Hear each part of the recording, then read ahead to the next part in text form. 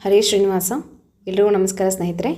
ಲಕ್ಷ್ಮೀ ಶೋಭಾನದ ಮುಂದುವರೆದ ನುಡಿಗಳನ್ನು ನೋಡ್ತಾ ಹೋಗೋಣಂತೆ.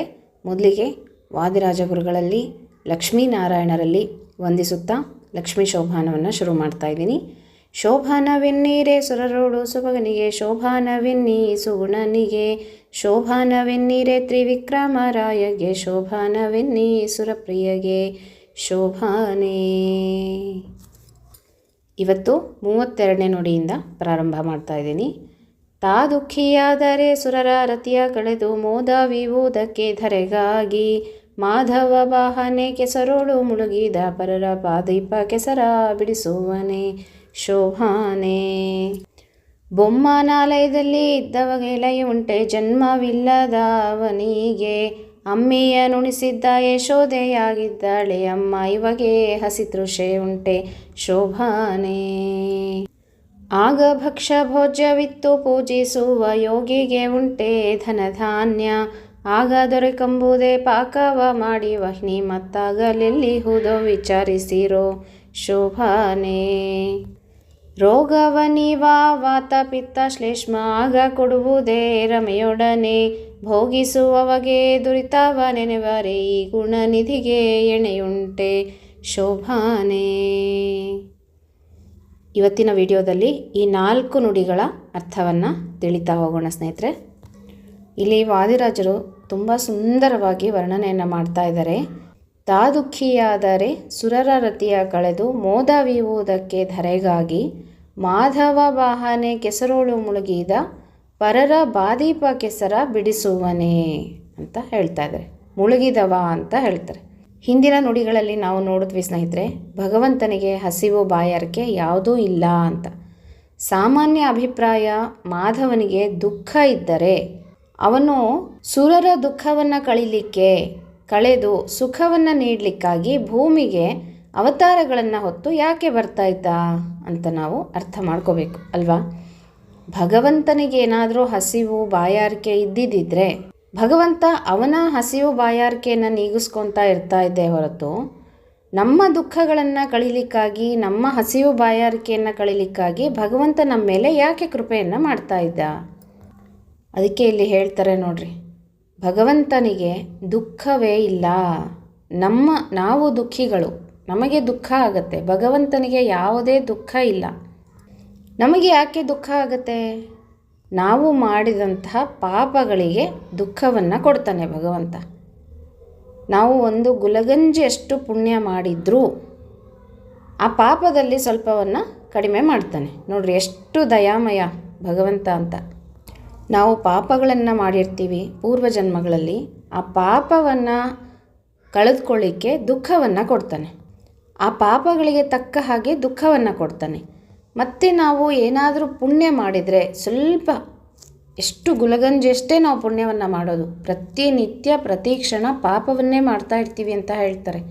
ಹಾಗಿದ್ದಾಗ ಎಲ್ಲೋ ಒಂದು ಸ್ವಲ್ಪ ನಾವು ಪುಣ್ಯವನ್ನು ಮಾಡಿದರೂ ಸಹ ಅದನ್ನು ಸಹ ಲೆಕ್ಕಕ್ಕೆ ತಗೊತಾನೆ ಭಗವಂತ. ಹಾಗಾಗಿ ಆ ಒಂದು ಪುಣ್ಯದ ಫಲವನ್ನು ಲೆಕ್ಕಕ್ಕೆ ತಗೊಂಡು ನಾವು ಮಾಡಿದಂಥ ಪಾಪದಲ್ಲಿ ಒಂದು ಸ್ವಲ್ಪ ಕಡಿಮೆ ಮಾಡಿ ಸುಖವನ್ನು ಕೊಡ್ತಾನೆ. ಹಾಗೆ ನಾವು ಏನಾದರೂ ಪಾಪಗಳನ್ನು ಬೇಕಾದಷ್ಟು ಮಾಡಿರ್ತೀವಲ್ವ, ಅದಕ್ಕೆ ಶಿಕ್ಷೆ ಕೊಡಲಿಕ್ಕೆ ನಿಂತರೆ ಭಗವಂತ ಅದಕ್ಕೆ ಎಣೆನೇ ಇರೋದಿಲ್ಲ. ನಾವು ತಟ್ಕೊಳ್ಳೋದಿಲ್ಲ. ನಾವು ತಡೆಯೋಕ್ಕೆ ಆಗದೇ ಇರೋಷ್ಟು ಶಿಕ್ಷೆಯನ್ನು ಭಗವಂತ ಕೊಡ್ಬೋದು, ಆದರೆ ಆ ರೀತಿಯಾಗಿ ಮಾಡೋದಿಲ್ಲ ನೋಡ್ರಿ ಭಗವಂತ. ಉಣ್ಲಿಕ್ಕೆ ಊಟ ಕೊಟ್ಟಿದ್ದಾನೆ, ಮೈಗೆ ಹಾಕ್ಕೊಳ್ಳಿಕ್ಕೆ ಬಟ್ಟೆ ಕೊಟ್ಟಿದ್ದಾನೆ, ಕೈಕಾಲು ಗಟ್ಟಿ ಕೊಟ್ಟಿದ್ದಾನೆ, ಕಣ್ಣನ್ನು ಕೊಟ್ಟಿದ್ದಾನೆ, ಬಾಯನ್ನು ಕೊಟ್ಟಿದ್ದಾನೆ. ಇಷ್ಟೆಲ್ಲ ಭಗವಂತ ನಮಗೆ ಕರುಣೆಯನ್ನು ಮಾಡ್ತಾನಲ್ವ. ಶಿಕ್ಷೆಯನ್ನು ಕೊಡಲಿಕ್ಕೆ ನಿಂತ್ಕೊಂಡ್ರೆ ನಾವು ಮಾಡಿದಂಥ ಪಾಪಗಳು ಬೆಟ್ಟದಷ್ಟಿರುತ್ತೆ. ಹಾಗೆ ಅಷ್ಟು ಪಾಪಗಳನ್ನು ನಾವು ಮಾಡಿರ್ತೀವಲ್ಲ, ಶಿಕ್ಷೆ ಕೊಡಲಿಕ್ಕೆ ನಿಂತ್ಕೊಂಡ್ರೆ ಎಷ್ಟು ಸಾಧ್ಯ ಹೇಳ್ರಿ, ನಾವು ತಟ್ಕೊಳ್ಳಿಕ್ಕೆ ಆಗಲ್ಲ. ಅಷ್ಟು ಶಿಕ್ಷೆಯನ್ನು ಭಗವಂತ ಕೊಡಬೇಕು, ಆದರೆ ಕೊಡೋದಿಲ್ಲ. ಕರುಣೆಯನ್ನು ಮಾಡ್ತಾನಂತೆ ನಮ್ಮ ಮೇಲೆ. ಅಲ್ಪ ಸ್ವಲ್ಪ ರೋಗವನ್ನು ಕೊಡ್ತಾನೆ, ಆದರೆ ಹಾಸಿಗೆ ಹಿಡಿಯುವಷ್ಟು ರೋಗವನ್ನು ಕೊಡೋದಿಲ್ಲ ಅಲ್ವಾ. ಬೇಗನೆ ಚೇತರಿಸ್ಕೊಳ್ಳುವಷ್ಟು ರೋಗವನ್ನು ಕೊಡ್ತಾನೆ. ಶಿಕ್ಷೆ ಕೊಟ್ಟಿಲ್ಲ ಅಂತಂದರೆ ನಾವು ಇನ್ನಷ್ಟು ಪಾಪಗಳನ್ನು ಮಾಡಲಿಕ್ಕೆ ಶುರು ಮಾಡಿಬಿಡ್ತೀವಿ. ಸ್ವಲ್ಪನಾದರೂ ಭಯ ಇರುತ್ತೆ, ಅಯ್ಯೋ ನಾವು ಇಂತಹ ಪಾಪ ಮಾಡಿದ್ರೆ ಭಗವಂತ ನಮಗೆ ಶಿಕ್ಷೆ ಕೊಡ್ತಾನೆ ಅನ್ನುವಂಥ ಭಯದಿಂದನಾದರೂ ಪಾಪಕರ್ಮಗಳನ್ನು ಕಡಿಮೆ ಮಾಡಲಿಕ್ಕೆ ಮನುಷ್ಯ ಪ್ರಯತ್ನ ಮಾಡ್ತಾನೆ. ಈಗ ನಾನೇ ದಾರಿದ್ರ್ಯನಾಗಿದ್ದರೆ, ನನಗೇ ದರಿದ್ರ ಇದ್ದರೆ, ಬೇರೆಯವರ ದರಿದ್ರವನ್ನು ನಾನು ಹೇಗೆ ಕಳೀಲಿಕ್ಕೆ ಸಾಧ್ಯ? ನನ್ನ ಜೋಬಿನಲ್ಲಿ ಒಂದು 10,000 ಇತ್ತು ಅಂದರೆ ಬೇರೆ ಯಾರಿಗಾದರೂ ಅವಶ್ಯಕತೆ ಇದ್ದವ್ರಿಗೆ, ಕಷ್ಟ ಇದ್ದವ್ರಿಗೆ 1,000 2,000 ಸಹಾಯವನ್ನು ಮಾಡ್ತೀನಿ. ನನ್ನ ಹತ್ರನೇ ಏನೂ ಇಲ್ಲ, ನನ್ನ ಜೇಬಿನಲ್ಲೇ ದುಡ್ಡಿಲ್ಲ, ಖಾಲಿ ಇದೆ ಅಂದರೆ ನಾನು ಬೇರೆಯವ್ರಿಗೆ ಸಹಾಯ ಮಾಡಲಿಕ್ಕೆ ಹೇಗೆ ಸಾಧ್ಯ ಅಲ್ವಾ? ಭಗವಂತ ಆ ರೀತಿ. ಭಗವಂತನಿಗೆ ಏನಾದರೂ ರೋಗ ರುಜಿನಗಳು, ದುಃಖಗಳು, ಹಸಿವು ಬಾಯಾರಿಕೆ ಇದ್ದರೆ ನಮಗೆಲ್ಲ ಏನು ತೀರಿಸ್ತಾನೆ ಭಗವಂತ ಅಲ್ವಾ? ಹಾಗಾಗಿ ಭಗವಂತನಿಗೆ ಯಾವುದೇ ಒಂದು ದೋಷಗಳು ಇಲ್ಲ, ಯಾವುದೇ ಒಂದು ಕೊರತೆಗಳು ಇಲ್ಲ. ದೇವರು ಏನಾದರೂ ಆ ಥರ ಕಠೋರಿ ಆಗಿದ್ದಿದ್ರೆ, ನಾನು ಹುಟ್ಟಿಸ್ಬಿಟ್ಟಿದ್ದೀನಿ, ಹೋಗ್ರಿ ಏನಾದರೂ ಮಾಡ್ಕೊಂಡು ಸಾಯ್ರಿ ಅಂತ ಹೇಳಿ ಬಿಟ್ಬಿಟ್ರೆ ನಮಗೆ ಸಾಧ್ಯ ಆಗುತ್ತಾ ಜೀವನ ಮಾಡೋದಕ್ಕೆ? ಭಗವಂತ ಪ್ರತಿ ಕ್ಷಣ ಪ್ರತಿ ಗಳಿಗೆ ನಮ್ಮ ಹಿಂದೆ ನಿಂತು ನಮ್ಮನ್ನು ನಡೆಸ್ತಾನೆ, ನಮ್ಮ ಜೀವನವನ್ನು ನಡೆಸ್ತಾನೆ ಭಗವಂತ. ಬರೀ ನಾವು ದುಡ್ಡು ಬರಲಿಕ್ಕೆ ಭಗವಂತ ಕಾರಣ, ನಾವು ಉಸಿರಾಡ್ತಾ ಇದ್ದೀವಿ ಭಗವಂತ ಕಾರಣ. ಪ್ರತಿಯೊಂದಕ್ಕೂ ನಾವು ಭಗವಂತನನ್ನು ಆಶ್ರಯಿಸಿದ್ದೀವಿ. ನಮ್ಮದು ಅಂತ ಸ್ವಂತದ್ದು ಏನೂ ಇಲ್ಲ. ಅಸ್ವತಂತ್ರರು ನಾವು ಅಲ್ವಾ? ಭಗವಂತನನ್ನೇ ಡಿಪೆಂಡ್ ಆಗಿ ಇದ್ದೀವಿ ನಾವು. ಪ್ರತಿಯೊಂದಕ್ಕೂ ನಮಗೆ ಭಗವಂತ ಬೇಕು. ಹಾಗಿದ್ದಾಗ ನಮ್ಮ ರೋಗ ರುಜಿನಗಳು, ನಮ್ಮ ಕಷ್ಟಗಳು, ದುಃಖಗಳನ್ನು ಕಳೆಯೋನು ಭಗವಂತ ಮಾತ್ರ, ಬೇರೆ ಯಾರೂ ಅಲ್ಲ. ಭಗವಂತ ಸೃಷ್ಟಿ ಸ್ಥಿತಿ ಲಯಕರ್ತ ಅಂತ ನಾವು ಭಾವಿಸಿದ್ಬಿಟ್ರೆ, ಬರೀ ಹುಟ್ಟಿಸ್ಬಿಟ್ಟು ಏನಾದರೂ ಮಾಡ್ಕೊಳ್ರಿ, ನಿಮ್ಮ ಕೆಲಸ ನೀವು ಮಾಡ್ಕೊಂಡು ಬದುಕ್ರಿ, ಇಲ್ಲ ಸಾಯ್ರಿ ಅಂತ ಬಿಟ್ಬಿಟ್ರೆ ಹೇಗಿರುತ್ತೆ ಯೋಚನೆ ಮಾಡಿರಿ. ಹಾಗೆ ಮಾಡೋದಿಲ್ಲ ಭಗವಂತ. ಸ್ಥಿತಿ ಮಾಡಿ ಮತ್ತೆ ಲಯ ಮಾಡ್ತಾನೆ, ಆ ಕರುಣೆನೂ ನಮ್ಮ ಮೇಲೆ ತೋರಿಸ್ತಾನೆ. ನಮ್ಮನ್ನು ಸೃಷ್ಟಿ ಮಾಡ್ತಾನೆ, ನಮಗೆ ಅಂತ್ಯವನ್ನು ಭಗವಂತನೇ ಕೊಡ್ತಾನೆ. ಹೀಗೆ ಭಗವಂತನ ಲೀಲೆ ಅಂತ ನಾವಿಲ್ಲಿ ತಿಳಿಬೇಕು. ನಮ್ಮಲ್ಲಿದ್ದು ಎಲ್ಲ ಸತ್ಕಾರ್ಯಗಳನ್ನು ಮಾಡಿಸ್ತಾನೆ, ಮತ್ತು ಕೆಟ್ಟದ್ದನ್ನೂ ಮಾಡಿಸ್ತಾನೆ ಕೆಲವೊಬ್ಬರಿಂದ. ಯಾಕೆ? ಅವರಿಗೆ ಶಿಕ್ಷೆಯನ್ನು ಕೊಡಲಿಕ್ಕೆ. ಪಾಪ ನಮಗೆ ಹೇಗಾಗ್ಲಿಕ್ಕೆ ಸಾಧ್ಯ? ಈಗ ನಾವೆಲ್ಲನೂ ಕೆಟ್ಟದ್ದು ಮಾಡೋದೇ ಇಲ್ಲಪ್ಪ, ಒಳ್ಳೆಯದೇ ಮಾಡ್ಕೊಂಡು ಹೋಗ್ತಿರ್ತೀವಿ ಅಂದರೆ ಮತ್ತು ಅವ್ರಿಗೆ ಪಾಪದ ಲೇಷ ಬೇಕೇ ಬೇಕಲ್ವ? ಹಾಗಾಗಿ ಭಗವಂತ ಕೆಲವೊಂದು ಸಲ ಕೆಟ್ಟದ್ದನ್ನು ನಮ್ಮ ಕಡೆಯಿಂದ ಮಾಡಿಸ್ತಾನೆ, ಮತ್ತು ತಿರ್ಗಾ ಒಳ್ಳೇದು ಮಾಡಿಸಿ ಆ ಕೆಟ್ಟದ ಪಾಪಗಳನ್ನು ಕಳೀತಾನೆ. ಈ ರೀತಿಯಾಗಿ ಭಗವಂತ ನಮಗೆ ಕರುಣೆಯನ್ನು ತೋರ್ತಾನೆ ಅಂತ ಇಲ್ಲಿ ಹೇಳ್ತಾ ಇದ್ದಾರೆ. ಕೆಸರಲ್ಲಿ ಮುಳುಗಿದವ ಇನ್ನೊಬ್ಬರ ಕೆಸರನ್ನು ಹೇಗೆ ಬಿಡಿಸ್ತಾನೆ ಅಂತ ಇಲ್ಲಿ ತಿಳಿಸ್ತಾ ಇದ್ದಾರೆ. ನೋಡಿರಿ, ಭಗವಂತ ಏನಾದರೂ ಕೆಸರಿನಲ್ಲಿ ಮುಳುಗಿದ್ರೆ ನಮ್ಮನ್ನು ಹೇಗೆ ಕೆಸರಿನಿಂದ ಎತ್ತಲಿಕ್ಕೆ ಸಾಧ್ಯ? ಮಾಧವ ವಾಹನೆ ಅಂತ ಹೇಳ್ತಾರೆ. ಅಂದರೆ ಭಗವಂತ ಅವತಾರಗಳನ್ನು ತಗೊಂಡು ಭೂಮಿಗೆ ಬಂದು ಎಲ್ಲರ ಸುಖ ದುಃಖಗಳನ್ನು ಸರಿ ಮಾಡ್ತಾ ಇದ್ನ ಅಂತ ಅಲ್ವಾ? ಕೆಸರೊಳು ಮುಳುಗಿರುವ ಪರರ ಬಾಧಿಪ ಕೆಸರ ಬಿಡಿಸುವನೆ ಅಂತ. ತಾನೇ ಕಷ್ಟದಲ್ಲಿದ್ದು ತಾನೇ ಕೆಸರಲ್ಲಿ ಮುಳುಗಿದ್ರೆ ಇನ್ನೊಬ್ಬರನ್ನು ಕೆಸರಿನಿಂದ ಎತ್ತಲಿಕ್ಕೆ ಸಾಧ್ಯನಾ ಅಂತ. ಹಾಗೆ ಭಗವಂತನಿಗೆ ದುಃಖ ಇಲ್ಲ, ನಮ್ಮೆಲ್ಲರನ್ನ ಸಾಕಿ ಸಲಹುವವನು ಭಗವಂತ. ಅವನಿಗೆ ಕಷ್ಟ ಇಲ್ಲ. ನಮ್ಮನ್ನು ಸಲಹುವಂಥವನು ಭಗವಂತ ಅಂತ ಹೇಳಿ ಇಲ್ಲಿ ನುಡಿಗಳಲ್ಲಿ ನಾವು ತಿಳ್ಕೊಬೇಕು ಸ್ನೇಹಿತರೆ. ಈಗ ಮುಂದಿನ ನುಡಿಗೆ ಹೋಗೋಣಂತೆ. ಬೊಮ್ಮನಾಲಯದಲ್ಲಿ ಇದ್ದವಗೆ ಲಯುಂಟೆ, ಜನ್ಮವಿಲ್ಲದವನಿಗೆ ಅಮ್ಮಿಯ ನುಣಿಸಿದ್ದ ಯಶೋದೆಯಾಗಿದ್ದಾಳೆ, ಅಮ್ಮ ಇವಾಗೆ ಹಸಿತೃಷೆ ಉಂಟೆ. ನೋಡಿರಿ, ಎಷ್ಟು ಸುಂದರವಾದ ನುಡಿ ಇದು ಅಂತ. ತುಂಬ ಚೆನ್ನಾಗಿ ಅರ್ಥ ಇದರಲ್ಲಿ ನಾವು ತಿಳ್ಕೊಬೋದು. ಬೊಮ್ಮನಾಲಯದಲ್ಲಿ ಅಂತಂದರೆ ಬ್ರಹ್ಮನ ಮನೆಯಲ್ಲಿ ಇದ್ದವನಿಗೆ, ಯಾರು ಬ್ರಹ್ಮನ ಮನೆಯಲ್ಲಿ ಇದ್ದವನು ನಾರಾಯಣನಿಗೆ ಲಯ ಉಂಟೆ ಅಂತ ಕೇಳ್ತಾರೆ. ಯಾರಿಗೆ ಜನ್ಮ ಇಲ್ಲ ಅಂಥವನಿಗೆ ಲಯ ಇರಲಿಕ್ಕೆ ಹೇಗೆ ಸಾಧ್ಯ ಅಲ್ವಾ? ಹುಟ್ಟು ಇದ್ದರೆ ಸಾವಿರುತ್ತೆ, ಹುಟ್ಟೇ ಇಲ್ಲದವನಿಗೆ ಸಾವು ಹೇಗಿರಲಿಕ್ಕೆ ಸಾಧ್ಯ? ಜನ್ಮ ಲಯ ಇದ್ಯಾವುದು ಭಗವಂತನಿಗೆ ಇಲ್ಲ. ಇಂತಹ ಭಗವಂತನಿಗೆ ಅಮ್ಮಿಯ ನುಣಿಸಿದ್ದ ಯಶೋದೆ ಆಗಿದ್ದಾಳೆ, ಅಮ್ಮ ಇವಾಗೆ ಹಸಿತೃಷೆ ಉಂಟೆ ಅಂತ ಕೇಳ್ತಾರೆ. ಯಶೋದೆ ಅಮ್ಮನಾಗಿ ಭಗವಂತನಿಗೆ ಹಾಲನ್ನು ಕುಡಿಸಿರ್ತಾಳೆ, ಹಾಲು ಕುಡಿಸಿ ಬೆಳೆಸಿರ್ತಾಳೆ. ಅಮ್ಮ ಇರಲಿಕ್ಕೆ ಸಾಧ್ಯನಾ ಭಗವಂತನಿಗೆ? ಭಗವಂತನಿಗೆ ಹುಟ್ಟೇ ಇಲ್ಲ ಅಂದಮೇಲೆ ತಾಯಿ ಇರಲಿಕ್ಕೆ ಹೇಗೆ ಸಾಧ್ಯ? ಅಮ್ಮ ಆಗಿ ಇವಳು ಹೇಗೆ ಹಾಲನ್ನು ಕುಡಿಸ್ಲಿಕ್ಕೆ ಸಾಧ್ಯ ಭಗವಂತನಿಗೆ ಅಂತ. ಜನ್ಮನೇ ಇಲ್ಲದವನಿಗೆ ಅಮ್ಮ ಎಲ್ಲಿಂದ ಬರಬೇಕು? ಅಮ್ಮ ಹಾಲು ಕುಡಿಸೋದು ಅಂತಂದರೆ ಏನು? ಆ ಭಾಗ್ಯವನ್ನು ಯಶೋದೆಗೆ ಕರುಣಿಸಿದ ನೋಡ್ರಿ ಭಗವಂತ. ಇವನಿಗೇನಾದರೂ ಹಸಿವೆ ತೃಷೆಗಳಿದಾವ ಅಂತ. ಹಸಿವೆ ತೃಷೆ ಅಂದರೆ ಬಾಯಾರಿಕೆ, ಹಸಿವೆ ನೀರಡಿಕೆಗಳೇನಾದರೂ ಇದಾವ ಭಗವಂತನಿಗೆ ಅಂತ ಇಲ್ಲಿ ಕೇಳ್ತಾ ಇದ್ದಾರೆ. ವಾದಿರಾಜರು ತುಂಬ ಸುಂದರವಾಗಿ ವರ್ಣಿಸಿದ್ದಾರೆ ನೋಡ್ರಿ. ಬೊಮ್ಮನಾಲಯದಲ್ಲಿ ಇರುವುದು ನಾರಾಯಣ ಅಂತ, ಅಂದರೆ ಬೊಮ್ಮನ ಮನೆಯಲ್ಲಿ ಇದ್ದಾನಂತೆ. ಯಾವುದು ಬೊಮ್ಮನ ಬ್ರಹ್ಮದೇವರ ಮನೆ ಅಂದರೆ ಸತ್ಯಲೋಕ. ಸತ್ಯಲೋಕದಲ್ಲಿ ಇರುವವನಿಗೆ, ಆ ಆಲಯದಲ್ಲಿ ಇರುವವನಿಗೆ ಸತ್ಯಲೋಕದ ಒಡೆಯನಾದಂಥ ಬ್ರಹ್ಮದೇವರಿಗೆ ಲಯ ಇದೆ ಅಲ್ವಾ. ಬ್ರಹ್ಮದೇವರಿಗೆ ಹುಟ್ಟಿದೆ, ಸಾವು ಸಹ ಇದೆ. ಆದರೆ ಭಗವಂತನಿಗೆ ಯಾಕೆ ಲಯ ಇಲ್ಲ? ಇಬ್ಬರೂ ಸತ್ಯಲೋಕದಲ್ಲೇ ಇರ್ತಾರಲ್ವ. ಬ್ರಹ್ಮದೇವರು ಲೋಕ ಅಂತ ಅಲ್ಲ, ಅದು ಭಗವಂತನ ಲೋಕನೇ. ಅದು ಭಗವಂತನ ನಾಭಿಯಿಂದ ಬ್ರಹ್ಮದೇವರು ಕಮಲದಲ್ಲಿ ಉದ್ಭವಿಸಿರ್ತಾರೆ. ಹಾಗಾದರೆ ಯಾವಾಗಲೂ ಭಗವಂತ ಇದ್ದಲ್ಲಿನೇ ಬ್ರಹ್ಮದೇವರು ಇರ್ತಾರೆ. ಹಾಗಾಗಿ ಬ್ರಹ್ಮದೇವ್ರದ್ದಲ್ಲ ಅದು ಲೋಕ, ಭಗವಂತನ ಲೋಕ ಅಂತಲೇ ಹೇಳಬೇಕು ನಾವು. ಹಾಗೆ ಸತ್ಯಲೋಕದ ಒಡೆಯನಾದಂಥ ಬ್ರಹ್ಮನಿಗೆ ಲಯ ಇದೆ ಅಂತಂದರೆ ಮತ್ತು ಭಗವಂತನಿಗೆ ಯಾಕೆ ಲಯ ಇಲ್ಲ? ಯಾಕೆ ಅಂದರೆ ಅವನಿಗೆ ಜನ್ಮ ಇಲ್ಲ. ಬ್ರಹ್ಮದೇವರಿಗೆ ಜನ್ಮ ಇದೆ, ಸಾವಿದೆ, ಲಯ ಇದೆ ಬ್ರಹ್ಮದೇವರಿಗೆ. ಭಗವಂತನಿಗೆ ಹುಟ್ಟು ಇಲ್ಲ, ಸಾವು ಇಲ್ಲ, ಎರಡೂ ಇಲ್ಲ.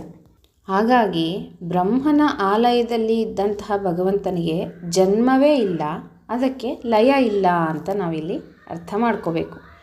ಯಶೋದೆ ಭಗವಂತನಿಗೆ ಹಾಲನ್ನು ಕುಡಿಸ್ತಾಳೆ. ಕೃಷ್ಣ ಪರಮಾತ್ಮನಿಗೆ ಯಶೋದೆ ಹಾಲು ಕುಡಿಸಿ ಬೆಳೆಸ್ತಾಳಂತೆ.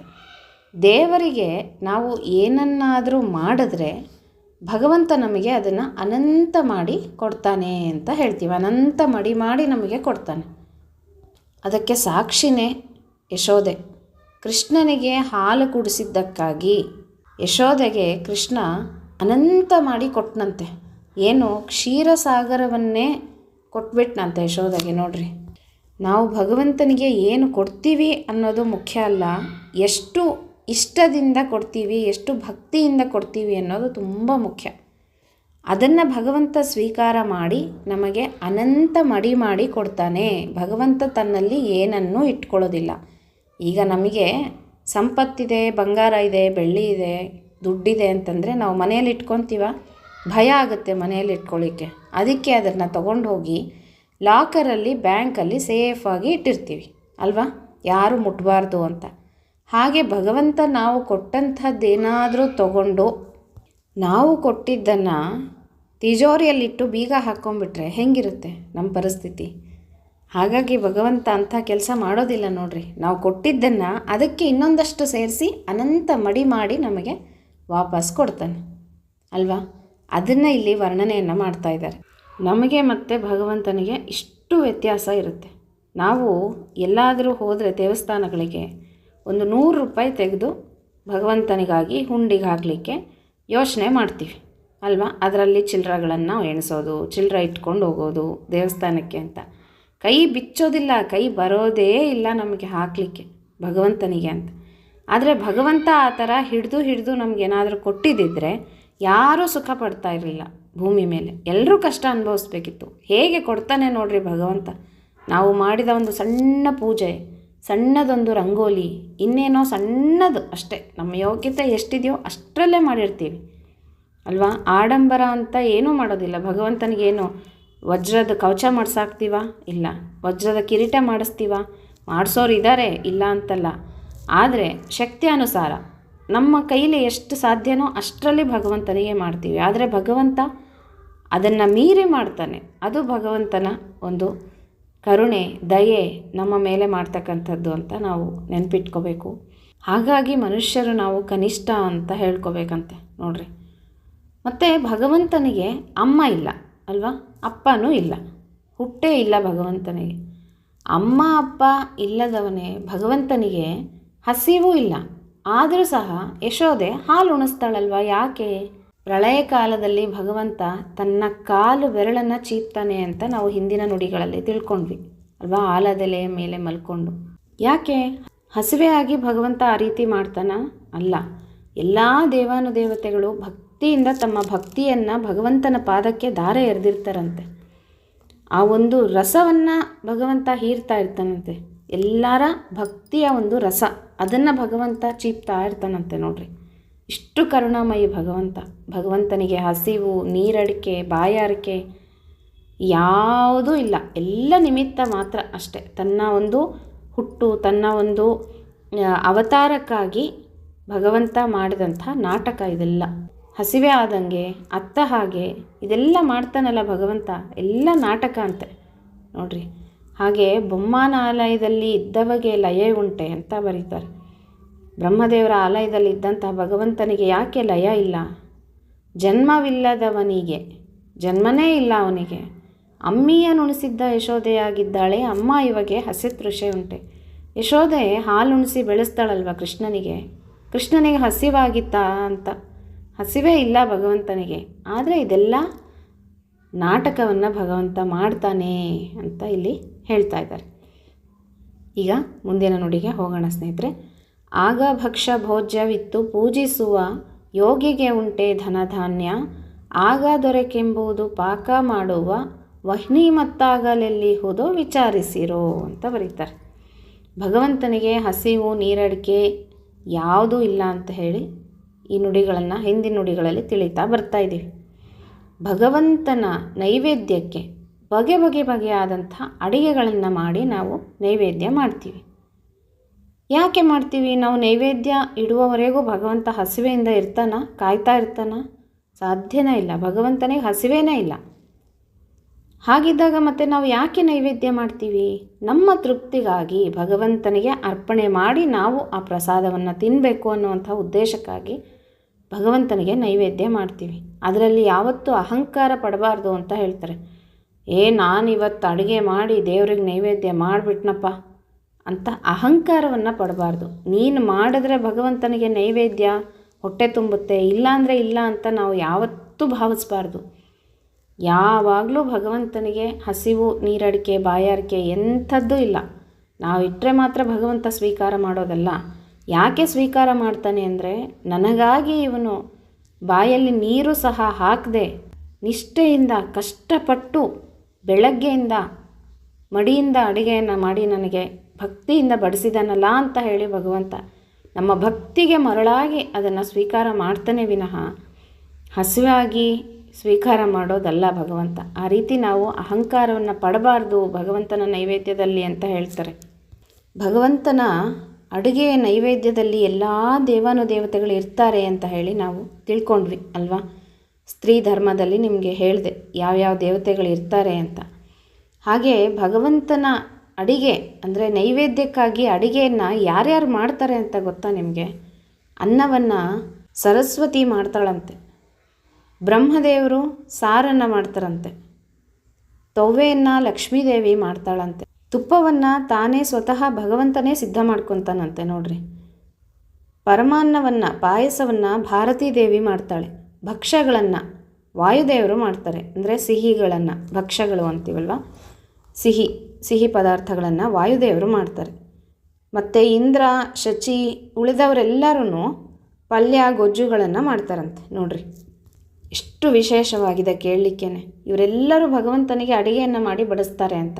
ನಾವು ಊಟವನ್ನು ಮಾಡ್ತಾ ಇರ್ತೀವಲ್ಲ ಎಲೆಯಲ್ಲಿ ಸ್ವಲ್ಪ ಸ್ವಲ್ಪ ಉಳಿಸ್ಬೇಕಂತ. ಯಾವತ್ತೂ ಎಲೆಯೆಲ್ಲ ಬಳಕ್ಕೊಂಡು ತಿನ್ನಬಾರ್ದು ಅಂತ ಹೇಳ್ತಾರೆ. ಪಶು ಪಕ್ಷಿಗಳಿಗೆ ಅದು ಆಹಾರ ಆಗುತ್ತೆ ಅಂತ ಅವು ನೆನೆಸ್ಕೊತಾವಂತೆ ನಮ್ಮನ್ನು. ಯಾರೋ ಒಂದು ಸ್ವಲ್ಪ ನಮಗೆ ಆಹಾರ ಬಿಟ್ಟಿದ್ದಾರಪ್ಪ, ಪುಣ್ಯ ಬರಲಿ ಅಂತ ಹೇಳಿ. ಹಾಗೆ ಸ್ವಲ್ಪನಾದರೂ ಊಟವನ್ನು ಬಿಟ್ಟು ಏಳಬೇಕು ಎಲೆಯಲ್ಲಿ ಅಂತ. ಕೆಲವರು ನೋಡಬೇಕು ಎಲೆ ಫುಲ್ ಬಳದು ನೀಟಾಗಿ ಮಾಡಿರ್ತಾರೆ, ಅಷ್ಟು ನೀಟಾಗಿ ಊಟ ಮಾಡಿಬಿಟ್ಟಿರ್ತಾರೆ. ಹಾಗೆ ಊಟ ಮಾಡಬಾರ್ದು ಅಂತ ಹೇಳ್ತಾರೆ.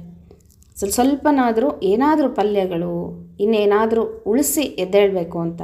ಆದರೆ ಯಾವತ್ತೂ ನಾವು ತುಪ್ಪವನ್ನು ಪಾಯಸವನ್ನು ಮಾತ್ರ ಚೆಲ್ಲಬಾರ್ದು, ಸಿಹಿ ಪದಾರ್ಥಗಳನ್ನು ಚೆಲ್ಲಬಾರ್ದು, ಪಾಯಸವನ್ನು ಚೆಲ್ಲಬಾರ್ದು. ಮುಖ್ಯವಾಗಿ ತುಪ್ಪದಲ್ಲಿ ಪಾಯಸದಲ್ಲಿ ಲಕ್ಷ್ಮೀದೇವಿ ಸನ್ನಿಧಾನ ಇರುತ್ತೆ. ಹಾಗಾಗಿ ಅದೆರಡನ್ನು ಚೆಲ್ಲಿದ್ರೆ ದಾರಿದ್ರ್ಯ ಬರುತ್ತೆ ಅಂತ ಹೇಳ್ತಾರೆ. ಹಾಗಾಗಿ ಮನೆಯಲ್ಲೂ ಸಹ ತುಪ್ಪವನ್ನು ಚೆಲ್ಲಬಾರ್ದು ಯಾವತ್ತೂ. ನೆಲದ ಮೇಲೆ ಒಂದೊಂದು ಸಲ ಚೆಲ್ಲಿ ಹೋಗ್ಬಿಡುತ್ತೆ, ತುಪ್ಪ ಚೆಲ್ಲಿದ್ರೆ ದಾರಿದ್ರ್ಯ ಅಂತ ಹೇಳ್ತಾರೆ. ಹಾಗೆ ನಾವು ಅಡುಗೆ ಮಾಡಿದ್ದೀವಿ, ನಾವು ನೈವೇದ್ಯ ಮಾಡ್ತಾ ಇದ್ದೀವಿ ಭಗವಂತನಿಗೆ ಅಂತ ಯಾವತ್ತೂ ಅಹಂಕಾರವನ್ನು ಪಡಬಾರ್ದು ಅಂತ ಹೇಳ್ತಾರೆ. ಭಕ್ಷ್ಯ ಭೋಜ್ಯಗಳನ್ನು ಇಟ್ಟು ಪೂಜಿಸುವ ಯೋಗಿಗೆ ಉಂಟೆ ಧನಧಾನ್ಯ ಅಂತ ಹೇಳ್ತಾರೆ. ಅಂದರೆ ಇಲ್ಲಿ ಪ್ರಳಯ ಕಾಲದಲ್ಲಿ ಯಾರೂ ಇರಲಿಲ್ಲ ಅಲ್ವಾ? ಎಲ್ಲರೂ ಭಗವಂತನ ಉದರದಲ್ಲಿ ಸೇರ್ಕೊಂಬಿಟ್ಟಿರ್ತಾರೆ. ಭಗವಂತ ಆ ರೀತಿ ಎಲ್ಲರನ್ನೂ ತನ್ನ ಉದರಕ್ಕೆ ಹಾಕೊಂಬಿಟ್ಟಿರ್ತಾನೆ. ಮತ್ತು ಪ್ರಳಯ ಕಾಲದಲ್ಲಿ ಭಗವಂತನಿಗೆ ಯಾರು ಅಡುಗೆಯನ್ನು ಮಾಡಿ ಬಡಿಸೋರು? ಅವನಿಗೆ ಆಹಾರವನ್ನು ನೈವೇದ್ಯ ಮಾಡೋರು ಯಾರು? ಆ ಒಂದು ಪ್ರಳಯ ಕಾಲದಲ್ಲಿ ಯೋಗಿಗಳೇನಾದರೂ ಇದ್ರಾ? ಹೋಮ ಹವನಗಳನ್ನು ಮಾಡಿ ಹವಿಸ್ಸನ್ನು ಭಗವಂತನಿಗೆ ಅರ್ಪಿಸೋದು, ಈ ರೀತಿ ಏನಾದರೂ ಮಾಡಲಿಕ್ಕೆ ಸಾಧ್ಯ ಇತ್ತಾ? ಯಾರೂ ಇರಲಿಲ್ಲ ಅಲ್ವಾ? ಆದರೆ ಭಗವಂತನಿಗೆ ಮತ್ತೆ ಹಸಿವೆ ಇಲ್ಲ, ಪ್ರಳಯ ಕಾಲದಲ್ಲೂ ಹಸಿವೆ ಇಲ್ಲ ಭಗವಂತನಿಗೆ. ಹಸಿವೆ, ನೀರಡಿಕೆ ಯಾವುದು ಭಗವಂತನಿಗೆ ಪ್ರಳಯ ಕಾಲದಲ್ಲೂ ಸಹ ಇರೋದಿಲ್ಲ. ವಹ್ನಿ ಮತ್ತಾಗಲೆಲ್ಲಿಹುದು ವಿಚಾರಿಸಿರೋ ಅಂತ ಹೇಳ್ತಾರೆ. ಅಂದರೆ ವಹ್ನಿ ಅಂತಂದರೆ ಅಗ್ನಿ. ಅಗ್ನಿ ಎಲ್ಲಿತ್ತು ಅವಾಗ? ಅಗ್ನಿ ದೇವರು ಎಲ್ಲಿದ್ದರು ಅವಾಗ? ಯಾರು ಅಂದರೆ ಯಾರೂ ಇರಲಿಲ್ಲ ಅಲ್ವಾ? ಎಲ್ಲರನ್ನೂ ಭಗವಂತ ಉದರದಲ್ಲಿ ಹಾಕ್ಕೊಂಬಿಟ್ಟಿರ್ತಾನೆ ಪ್ರಳಯ ಕಾಲದಲ್ಲಿ. ಹಾಗಾಗಿ ಬೆಟ್ಟನ ಚಿತ್ತನ ಅಂತ ಸಹ ಕೆಲವು ಕಡೆ ಹೇಳ್ತಾರೆ. ಭಗವಂತನಿಗೆ ಹಸಿವೆ ಆಗಿ ತನ್ನ ಕಾಲು ಬೆಟ್ಟನ ತಾನು ಚೀತ್ತಾನ ಅಂತ. ಮತ್ತು ಹಿಂದೆ ಹೇಳಿರೋ ಹಾಗೆ ಎಲ್ಲ ದೇವತೆಗಳು ತಮ್ಮ ಭಕ್ತಿಯನ್ನು ಭಗವಂತನ ಪಾದಕ್ಕೆ ಅರ್ಪಣೆ ಮಾಡಿರ್ತಾರೆ. ಆ ಒಂದು ಸವಿಯನ್ನು, ರಸವನ್ನು ಸ್ವೀಕಾರ ಮಾಡ್ತಾ ಇರ್ತಾನೆ ಅಂತ ಹೇಳ್ತಾರೆ. ಈ ರೀತಿ ಆಗ ಭಕ್ಷ ಭೋಜ್ಯವಿತ್ತು ಪೂಜಿಸುವ ಯೋಗಿಗೆ ಉಂಟೆ ಧನಧಾನ್ಯ. ಪಾಕವ ಮಾಡಲಿಕ್ಕೆ ವಹ್ನಿ ಅಂದರೆ ಅಗ್ನಿನೇ ಇರೋದಿಲ್ಲ ಅಲ್ವಾ? ಅದನ್ನು ವಿಚಾರ ಮಾಡಿರಿ ಅಂತ ಹೇಳಿ ಇಲ್ಲಿ ಸುಂದರವಾಗಿ ವಾದಿರಾಜರು ಬರೆದಿದ್ದಾರೆ ಸ್ನೇಹಿತರೆ. ಈಗ ಮುಂದಿನ ನುಡಿಗೆ ಹೋಗೋಣಂತೆ. ರೋಗವನಿವ ವಾತ ಪಿತ್ತ ಶ್ಲೇಷ್ಮ ಆಗ ಕೊಡುವುದೇ ರಮೆಯೊಡನೆ ಭೋಗಿಸುವವಗೆ ದುರಿತವನೆನೆವಾರೆ ಈ ಗುಣನಿಧಿಗೆ ಎಣೆಯುಂಟೆ ಅಂತ ಬರೀತಾರೆ. ಭಗವಂತನಿಗೆ ದೈಹಿಕ ದೋಷಗಳು ಯಾವುದೂ ಇಲ್ಲ. ಜ್ವರ, ವಾತ, ಪಿತ್ತ, ಶ್ಲೇಷ್ಮ ಅಂದರೆ ಕಫ, ವಾತ, ಪಿತ್ತ, ಕಫ, ಈ ಮೂರು ಇದರಿಂದನೇ ರೋಗಗಳು ಉದ್ಭವ ಆಗೋದು. ಆಗ ಕೊಡುವುದೇ ರಮೆಯೊಡನೆ ಭೋಗಿಸುವವಗೆ ಅಂದರೆ ಪ್ರಳಯ ಕಾಲದಲ್ಲಿ ದೇವರಿಗೆ ಇದ್ಯಾವ ದೋಷಗಳು ಇರೋದಿಲ್ಲ, ದುರಿತವೂ ಇಲ್ಲ ಭಗವಂತನಿಗೆ. ಇಂತಹ ದೇವರಿಗೆ ಸಮಾನಾದಂತಹ ದೇವರು ಇನ್ಯಾರಿದ್ದಾರೆ? ಯಾರಿರಲಿಕ್ಕೆ ಸಾಧ್ಯ?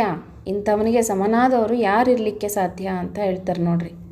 ಈ ಗುಣನಿಧಿಗೆ ಎಣೆಯುಂಟೆ ಅಂತ. ಇಂಥ ಗುಣನಿಧಿಯಾದಂಥ ಭಗವಂತನಿಗೆ ಎಣೆಯುಂಟೆ, ಯಾರಾದರೂ ಇದ್ದಾರಾ ಸಾಟಿ ಆದವರು ಅಂತ? ನಮಗೆಲ್ಲ ಈ ದೋಷಗಳಿದ್ದಾವೆ ಸ್ನೇಹಿತರೆ. ಒಂದು ಮಾತು ಹೇಳ್ತಾರೆ, ತೀರ್ಥ ತಗೊಂಡ್ರೆ ಶೀತ, ಮಂಗಳಾರತಿ ತಗೊಂಡ್ರೆ ಉಷ್ಣ ಅಂತ. ಹಾಗೆ ನಮ್ಮ ದೇಹದ ಪ್ರಕೃತಿ ಅಲ್ವಾ? ವಾತ, ಪಿತ್ತ, ಶ್ಲೇಷ್ಮ ಅಂದರೆ ವಾತ, ಪಿತ್ತ, ಕಫ, ಇವು ಮೂರೂ ನಮ್ಮ ದೇಹದಲ್ಲಿ ರೋಗಗಳನ್ನು ತರ್ತವೆ. ಪ್ರಧಾನವಾದಂತಹ ಅಂಶಗಳು ಇವು ಮೂರು. ಅದಕ್ಕೆ ನೋಡ್ರಿ, ಆಯುರ್ವೇದಿಕ್ ಹೋದರೆ ನಾವು ಟ್ರೀಟ್ಮೆಂಟಲ್ಲಿ ಅವ್ರು ಕೇಳೋದೇ ಫಸ್ಟು ಚೆಕ್ ಮಾಡೋದೇ ವಾತ ಇದೆಯಾ, ಪಿತ್ತ ಇದೆಯಾ, ಕಫ ಇದೆಯಾ, ಈ ಮೂರನ್ನು ಡಿಸೈಡ್ ಮಾಡಿ ನಮಗೆ ಔಷಧಿಗಳನ್ನು ಕೊಡ್ತಾರೆ ಅಲ್ವಾ? ಇದು ಮುಖ್ಯ. ಈಗ ವಾತ ಏನಾದರೂ ದೇಹದಲ್ಲಿ ಇದೆ ಅಂತಂದರೆ ಅದು ಮೈಯೆಲ್ಲ ಹರಿದಾಡ್ತಾ ಇರುತ್ತೆ ವಾತ. ಅದು ಒಂಥರ ಕೆಟ್ಟ ರೋಗ ಅದು ವಾತ. ಗ್ಯಾಸ್ಟ್ರಿಕ್ ಅಂತ ಹೇಳ್ತೀವಲ್ವ, ಅದು ಎಲ್ಲ ಕಡೆ ಹರಿದಾಡುತ್ತೆ ಮೈಯಲ್ಲಿ. ಇಂಥ ಕಡೆ ಹೋಗಿ ಸೇರಿಕೊಳ್ಳುತ್ತೆ ಅಂತ ಹೇಳೋಕ್ಕಾಗಲ್ಲ. ಈಗೆಲ್ಲ ಮಂಡಿ ನೋವುಗಳು ತುಂಬ ಆಗಿದೆಯಲ್ಲ, ಅದು ವಾತದಿಂದನೇ ಆಗೋದು ಜಾಸ್ತಿ. ವಾತ ಹೋಗಿ ಮಂಡಿಯಲ್ಲಿ ಸೇರಿಕೊಳ್ಳುತ್ತೆ, ಬೆನ್ನಲ್ಲಿ ಸೇರಿಕೊಳ್ಳುತ್ತೆ, ಪ್ರತಿಯೊಂದು ಕಡೆ ಇರುತ್ತೆ ವಾತ, ಹರಿದಾಡ್ತಾ ಇರುತ್ತೆ. ಇದರಿಂದ ತುಂಬ ಕಾಯಿಲೆಗಳು ಬರುತ್ತೆ ವಾತದಿಂದ.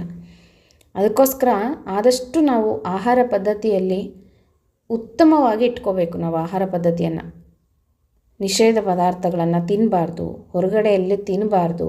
ಶುದ್ಧವಾದಂಥ ಆಹಾರವನ್ನು ಮನೆಯಲ್ಲೇ ಸಿದ್ಧತೆ ಮಾಡಿಕೊಂಡು ತಿನ್ನಬೇಕು. ಮತ್ತು ಫ್ರಿಜ್ಜಲ್ಲಿರ್ತಕ್ಕಂಥ ಐಸ್ ನೀರನ್ನು ಹಾಗೆ ಎತ್ಕೊಂಡು ಗಟ ಕುಡಿದ್ಬಿಡೋದು, ಇದೆಲ್ಲ ಭಾಳ ದೇಹದಲ್ಲಿ ರೋಗ ರುಜಿನಗಳನ್ನು ತಂದುಬಿಡುತ್ತೆ. ತುಂಬ ದಿನ ಇಟ್ಕೊಂಡು ತಿನ್ನುವಂಥ ಆಹಾರಗಳು, ಹೀಗೆಲ್ಲ ಆರೋಗ್ಯ ತೊಂದರೆ ಆಗುತ್ತೆ. ಈಗ ಏಕಾದಶಿ ಮಾಡಿದ ಮಾರನೇ ದಿವಸ ತುಂಬ ಖಾರ ಪದಾರ್ಥಗಳನ್ನು ತಿನ್ನೋದು, ಇದರಿಂದ ಹೊಟ್ಟೆಯಲ್ಲಿ ತುಂಬ ತೊಂದರೆಗಳಾಗ್ಬಿಟ್ಟು ನಮಗೆ ಆರೋಗ್ಯ ಸಮಸ್ಯೆ ಆಗುತ್ತೆ. ಅದಕ್ಕೆ ಸ್ವಲ್ಪ ಪಾಯಸವನ್ನು ಮಾಡಬೇಕು ದ್ವಾದಶಿ ದಿನ. ಫಸ್ಟು ಒಂಚೂರು ಪಾಯಸ ತಿಂದು ಒಂಚೂರು ಉಪ್ಪು ತುಪ್ಪವನ್ನು ತಿಂದ ಮೇಲೆ ಬೇರೆ ಆಹಾರವನ್ನು ತಿಂದರೆ ನಮಗೇನು ತೊಂದರೆಗಳಾಗೋದಿಲ್ಲ ದೇಹಕ್ಕೆ. ಹಾಗೆ ವಾತ ಈ ರೀತಿ ನಮಗೆ ತೊಂದರೆಯನ್ನು ಕೊಟ್ಟರೆ, ಇನ್ನು ಪಿತ್ತ, ಇದರಿಂದನೂ ತುಂಬ ತೊಂದರೆಗಳಾಗುತ್ತೆ. ತಲೆ ಸುತ್ತು, ತಲೆನೋವು, ವಾಂತಿ ಆಗೋದು, ವಾಕರಿಕೆ ಬರೋದು, ಊಟ ಸೇರದೇ ಇರೋ ಥರ ಆಗೋದು, ಹೀಗೆಲ್ಲ ಪಿತ್ತದಿಂದ ತುಂಬ ಜ್ವರ ಬರುತ್ತೆ. ಇದೆಲ್ಲ ಪಿತ್ತದಿಂದನೇ ಆಗೋದು. ಇನ್ನು ಶ್ಲೇಷ್ಮ, ಕಫದಿಂದನೂ ತುಂಬ ರೋಗಗಳು ಬರುತ್ತೆ. ಆಸ್ತಮಾ, ವೀಸಿಂಗ್ ಪ್ರಾಬ್ಲಮ್ಮು, ಇನ್ಫೆಕ್ಷನ್ಗಳಾಗುತ್ತೆ, ಹೀಗೆಲ್ಲ ಅನುಭವಿಸ್ಬೇಕಾಗತ್ತೆ. ಆಹಾರದಿಂದ ನಮಗೆ ರೋಗಗಳು ಬರುತ್ತೆ ಅನ್ನೋದು ಎಷ್ಟು ಸತ್ಯನೋ, ನಾವು ಮಾಡಿದಂಥ ಪಾಪಕರ್ಮಗಳಿಂದ ಸಹ ರೋಗಗಳು ಬರುತ್ತೆ ಅಂತ ಹೇಳ್ತಾರೆ. ಪೂರ್ವಜನ್ಮದಲ್ಲಿ ಮಾಡಿದಂಥ ಪಾಪಗಳಿಂದ ರೋಗ ಬರುತ್ತೆ ಅಂತ. ಶಾಸ್ತ್ರದಲ್ಲಿ ಹೇಳ್ತಾರೆ, ಒಂದು ನೆಗಡಿ ಆಗಬೇಕು ಅಂದ್ರೂ ನಮ್ಮ ಪಾಪ ಕರ್ಮ ಕಾರಣ ಅಂತ. ಮತ್ತು ನಾವು ಹೇಗೆ ಶಿಕ್ಷೆಗಳನ್ನು ಅನುಭವಿಸೋದು? ಭಗವಂತ ನಮಗೆ ನಾವು ಮಾಡಿದಂಥ ಪಾಪಗಳಿಗೆ ಶಿಕ್ಷೆ ಕೊಡಬೇಕಲ್ವ? ಹೇಗೆ ಕೊಡಬೇಕು ಅಂದರೆ ಈ ರೀತಿಯಾಗಿ ನಮಗೆ ರೋಗ ರುಜಿನಗಳನ್ನು ಕೊಟ್ಟು ಅನುಭವಿಸಿ ನರಳುವಂತೆ ಮಾಡ್ತಾನೆ ಭಗವಂತ. ಆ ಪಾಪ ಅಲ್ಲಿಗೆ ಕರಗುತ್ತೆ. ಮತ್ತೆ ನಾವು ಹುಷಾರಾಗ್ತೀವಿ, ಮತ್ತೆ ಪಾಪ ಮಾಡ್ತೀವಿ, ಮತ್ತೆ ದಿನನಿತ್ಯ ಜೀವನ ನಡೆಸ್ತೀವಿ. ಮತ್ತೆ ಯಾವಾಗಾದರೂ ಪಾಪ ಜಾಸ್ತಿ ಆಯಿತು ಅಂದರೆ ಮತ್ತೆ ಒಂದು ಸಲ ಕೊಡ್ತಾನೆ ಏಟನ್ನ. ಈ ರೀತಿ ಭಗವಂತ ನಮ್ಮನ್ನು ಆಡಿಸ್ತಾ ಇರ್ತಾನೆ. ಪೂರ್ವಜನ್ಮದಲ್ಲಿ ಮಾಡಿದಂಥ ಪಾಪಗಳು ಜನ್ಮಾಂತರದಲ್ಲಿ ನಮಗೆ ರೋಗಗಳಾಗಿ ಕಾಡುತ್ತೆ ಅಂತ ಹೇಳ್ತಾರೆ. ಇದು ರುದ್ರದೇವರು ಪಾರ್ವತಿ ದೇವಿಯರ ಸಂವಾದ ಅಂತ ಒಂದು ಪುರಾಣದಲ್ಲಿ ನಾವು ತಿಳ್ಕೊತೀವಿ. ಅದರಲ್ಲಿ ತುಂಬ ಚೆನ್ನಾಗಿ ಹೇಳಿದ್ದಾರೆ. ಅಂದರೆ ಪಾರ್ವತಿ ದೇವಿ ರುದ್ರದೇವ್ರನ್ನೆಲ್ಲ ಕೇಳ್ತಾಳೆ, ಹೇಗೆ ಮನುಷ್ಯನಿಗೆ ರೋಗಗಳು ಬರುತ್ತೆ, ಯಾಕೆ ಕೆಲವೊಬ್ಬರು ಕುಳ್ಳರಿರ್ತಾರೆ, ಮೂಗು ಸೊಟ್ಟ ಇರುತ್ತೆ, ಬಾಯಿ ಸೊಟ್ಟ ಇರುತ್ತೆ, ಕೈಕಾಲುಗಳು ಚಿಕ್ಕದಾಗಿ ಇರ್ತಾರೆ, ಕುಬ್ಜರಾಗಿ ಇರ್ತಾರೆ, ಕೆಲವೊಬ್ಬರು ಪುಟ್ಟದಾಗಿರ್ತಾರೆ, ವಯಸ್ಸಾಗಿರುತ್ತೆ ಕುಬ್ಜರವರು, ಯಾಕೆ ಹಾಗೆಲ್ಲ ಆಗ್ತದೆ ಅಂತ ಹೇಳಿ ಪಾರ್ವತಿ ಕೇಳಿದಾಗ ರುದ್ರದೇವರು ತುಂಬ ಚೆನ್ನಾಗಿ ಹೇಳ್ತಾರೆ, ಏನೇನು ಪಾಪಗಳನ್ನು ಮಾಡಿದರೆ ಎಂತೆಂಥ ಶಿಕ್ಷೆಗಳನ್ನು ನಾವು ಅನುಭವಿಸ್ಬೇಕಾಗುತ್ತೆ ಅಂತ. ಸಾಧ್ಯವಾದರೆ ನಾನು ಅದನ್ನು ಒಂದು ವಿಡಿಯೋ ಮಾಡ್ತೀನಿ ಸ್ನೇಹಿತರೆ. ಪಾರ್ವತಿ ರುದ್ರದೇವರ ಸಂವಾದ ತುಂಬ ಅಂದರೆ ತುಂಬ ಚೆನ್ನಾಗಿದೆ. ಅದನ್ನು ತಿಳ್ಕೊಂಬಿಟ್ರೆ ನಾವು ಅಯ್ಯಯ್ಯೋ ಎಂತೆಂಥ ಪಾಪಗಳಿಗೆ ಎಂತೆಂಥ ಶಿಕ್ಷೆ ಇದೆ ಅಂತ ನಮಗೆ ಗೊತ್ತಾಗುತ್ತೆ. ಅಷ್ಟು ಚೆನ್ನಾಗಿದೆ. ಸಾಧ್ಯವಾದರೆ ಯಾವಾಗಾದರೂ ನಾನು ತಿಳ್ಕೊಂಡು ನಿಮಗೆ ತಿಳಿಸೋ ಪ್ರಯತ್ನವನ್ನು ಮಾಡ್ತೀನಂತೆ. ಈಗ ಹಾಗೆ ಜನ್ಮಾಂತರದಲ್ಲಿ ನಾವು ಮಾಡಿದಂಥ ಪಾಪಗಳಿಗೆ ಇನ್ನೊಂದು ಜನ್ಮಗಳಲ್ಲಿ ನಾವು ರೋಗಗಳನ್ನು ಅನುಭವಿಸ್ತಾ ಇರ್ತೀವಿ. ಹಾಗೆ ಭಗವಂತ ಇಡೀ ಜಗತ್ತನ್ನು ಸೃಷ್ಟಿ ಮಾಡಿದ್ದಾನೆ ನೋಡ್ರಿ. ಆದರೆ ವಾದರಾಜರು ಹೇಳ್ತಾರೆ ನೋಡ್ರಿ, ಭಗವಂತನಿಗೆ ವಾತ ಪಿತ್ತ ಶ್ಲೇಷ್ಮ ಇದ್ಯಾವುದೂ ಇಲ್ಲ ಅಂತ. ರೋಗವನಿವ ವಾತ ಪಿತ್ತ ಶ್ಲೇಷ್ಮ ಆಗ ಕೊಡುವುದೇ ರಮೆಯೊಡನೆ. ಅಂದರೆ ಪ್ರಳಯ ಕಾಲದಲ್ಲಿ ಭಗವಂತ ಲಕ್ಷ್ಮೀದೇವಿಯ ಒಟ್ಟಿಗೆ ಇರೋವಾಗ ಯಾಕೆ ಭಗವಂತನಿಗೆ ವಾತ ಪಿತ್ತ ಶ್ಲೇಷ್ಮ ಯಾವುದೂ ಆಗೋದಿಲ್ವಾ ಅಂತ.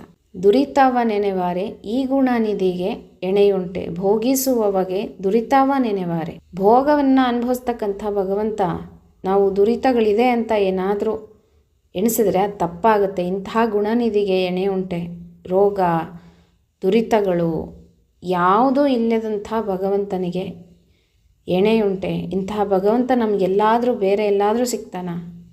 ಯಾರಿಗೆ ಸಮ ಈ ಭಗವಂತ? ಯಾರಿಗೂ ಸಮ ಇಲ್ಲ. ಭಗವಂತನೇ ಭಗವಂತ ಅಲ್ವಾ?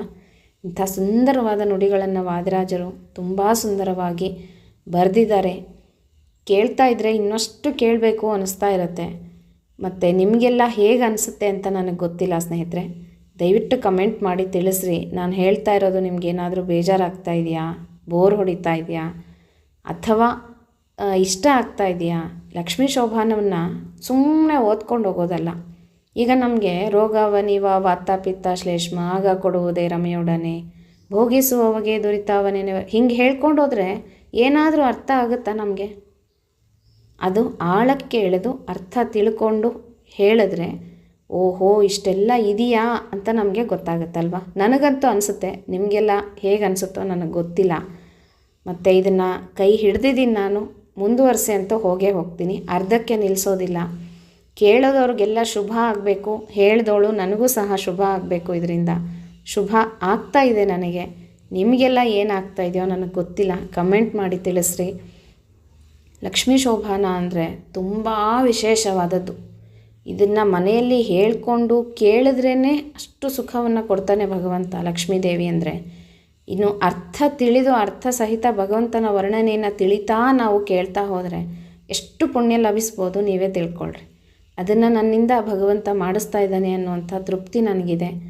ಭಗವಂತನ ಅನುಗ್ರಹ ನನ್ನ ಮೇಲೆ ನಿಮ್ಮ ಮೇಲೂ ಸಹ ಇರಲಿ ಅಂತ ಹೇಳ್ತಾ ಮುಂದಿನ ನುಡಿಗಳನ್ನು ಹೇಳ್ತಾ ಹೋಗ್ತೀನಿ. ಮುಂದುವರಿಸಿ ವಿಡಿಯೋಗಳನ್ನು ಮಾಡ್ತೀನಿ. ದಯವಿಟ್ಟು ಎಲ್ಲರೂ ನೋಡಿರಿ. ಬರೀ ನಾವು ಒಂದು ರಂಗೋಲಿ ಹಾಕೋದು ನೋಡ್ಕೊಂಡು ಬಿಟ್ವಿ, ಅಥವಾ ಇನ್ನೇನೋ ಹೇಳ್ತಾರೆ ಸ್ತ್ರೀ ಧರ್ಮ, ಅದನ್ನು ಎಲ್ಲ ತಿಳ್ಕೋಬೇಕು, ಇಲ್ಲ ಅಂತಲ್ಲ. ಇಂಥದ್ದನ್ನು ಬಿಡಬಾರ್ದು, ಅದನ್ನು ನಾನು ಹೇಳೋದು. ಇದನ್ನು ತಿಳಿದೇ ಇದ್ದರೆ ಈ ಥರದ್ದನ್ನು ನೀವು ಏನು ಮಾಡಿದರೂ ಪ್ರಯೋಜನ ಇಲ್ಲ ಸ್ನೇಹಿತರೆ. ತಿಳ್ಕೊಬೇಕು, ಎಲ್ಲರೂ ತಿಳಿದು ಅರ್ಥ ಸಹಿತ ತಿಳ್ಕೊಂಡು ಪಾರಾಯಣವನ್ನು ಮಾಡಿದ್ರೆ ಹೆಚ್ಚು ಭಕ್ತಿ ಬರುತ್ತೆ ನಮಗೆ ಭಗವಂತ ಲಕ್ಷ್ಮೀದೇವಿ ಮೇಲೆ. ನೋಡಿರಿ ಎಷ್ಟೆಲ್ಲ ಇದೆ ಅಂತ ಅಲ್ವಾ? ಇಷ್ಟು ಭಗವಂತನ ಕರುಣೆ, ಇಷ್ಟೆಲ್ಲ ಭಗವಂತ ಹೊಂದಿದ್ದಾನೆ. ಲಕ್ಷ್ಮೀದೇವಿ ಹೊಂದಿದ್ದಾಳೆ ಅಂದರೆ ನಾವು ಎಷ್ಟು ಪಾಮರರು. ಭಗವಂತನ ಲಕ್ಷ್ಮೀದೇವಿ ಬಗ್ಗೆ ತಿಳಿದೇ ಇದ್ದರೆ ಮೂಢರಾಗ್ತೀವಿ ನಾವು ಅಲ್ವಾ. ಹಾಗಾಗಿ ತಿಳಿಸ್ತಾ ಹೋಗ್ತೀನಿ, ಮುಂದುವರಿಸ್ಕೊಂಡು ನಿಲ್ಲಿಸೋದಿಲ್ಲ ಅಂತ ಹೇಳ್ತಾ ಎಲ್ರಿಗೂ ಲಕ್ಷ್ಮೀನಾರಾಯಣರ ಅನುಗ್ರಹ ಆಗಲಿ, ಶ್ರೀ ವಾದಿರಾಜ ಸ್ವಾಮಿಗಳ ಅನುಗ್ರಹ ಆಗಲಿ ಅಂತ ಹೇಳ್ತಾ ಮತ್ತೆ ಮುಂದಿನ ವಿಡಿಯೋ ಒಟ್ಟಿಗೆ ಸಿಗ್ತೀನಿ. ಹರೇ ಶ್ರೀನಿವಾಸ.